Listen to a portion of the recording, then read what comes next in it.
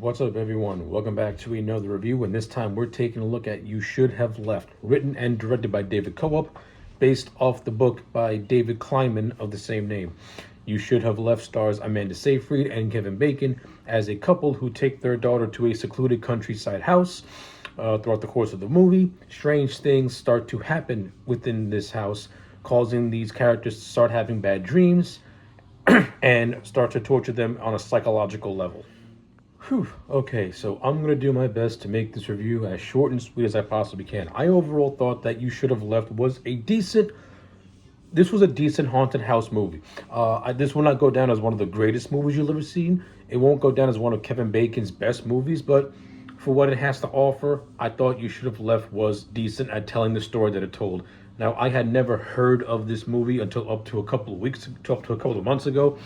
And I've never even, and of course, doing my research, did not even know it was based on a book. So how the book is compared to the movie, I have zero idea. But what got my interest was the fact that Kevin Bacon was in it, and the movie is done by David Koepp.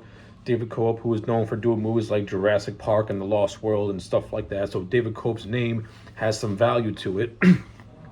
So at least this movie has talent, and it has good talent. Of course, and you also have Amanda Seyfried, who's also a very good actress in her own right. But but like I said, I thought this movie was a decent haunted house story. It has, it's got decent writing, some good suspense and build up, and the acting all around is very, very good. Kevin Bacon plays this man called Theo, who is a retired but successful banker. He's married to a young woman played by Amanda Seyfried, and they have a little girl named Ella. As a way to just be a family and want to be secluded. They decide to take a trip to Wales, and they rent a countryside house. Now, once they get to this house, this is where strange occurrences start to happen as the characters start to have really just horrible, nightmarish dreams.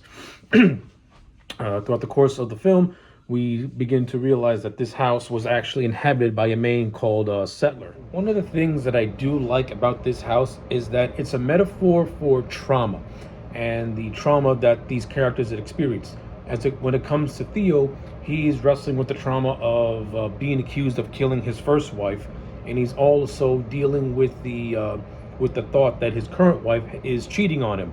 Now, throughout the course of the movie, it's revealed that his second wife is actually cheating on him, and it's also revealed at the end of the movie that while he didn't kill his first wife, he more or less indirectly killed her by not saving her life.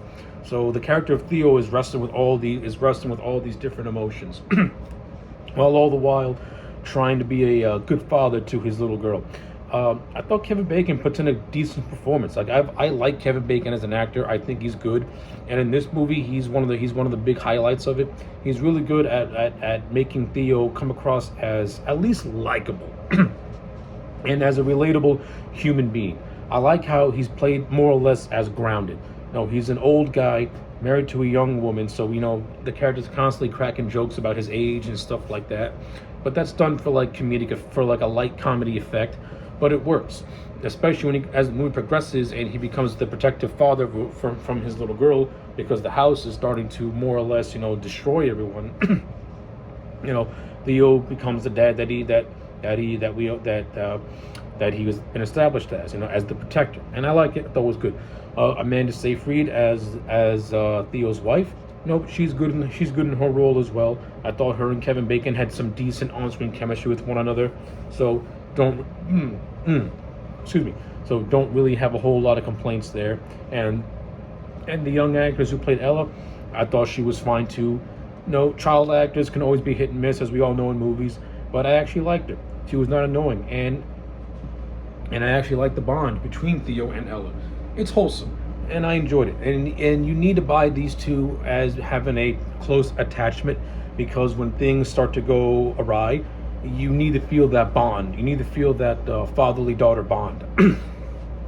And I thought the two actors pulled it off pretty well. In terms of a directing standpoint, David Koepp will not go down as one of the world's greatest directors when it comes to like building suspense and tension, but I thought he overall did a decent job. This movie does have some good scenes of good tension and suspense building.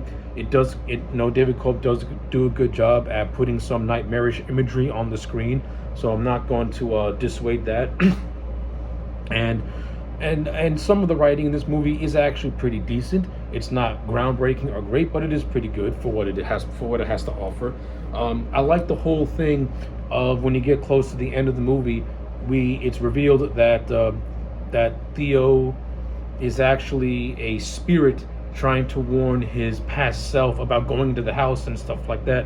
And more or less, he stays in the house. His spirit stays in the house because he's repenting for the sins that he had committed, and that's the sin of letting his wife die, and also letting go of his current anger towards his current wife who's been cheating on him.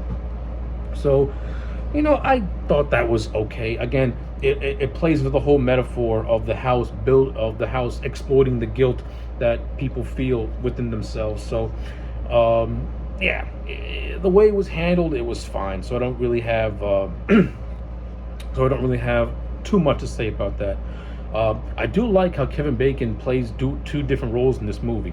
He plays the role of Theo, and he actually plays the apparition of Settler, which acts as a mirror to Theo. So basically, Settler is the evil side of Theo, so to speak. It's like his dark reflection, and I actually like that.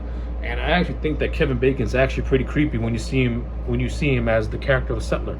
The opening scene where Settler scares the little girl is actually pretty creepy, and Kevin Bacon does a good job at just being very creepy and very eerie, kind of similar to how Ethan Hawke played the Grabber in Black Phone. Like I thought it was pretty good. It was decent.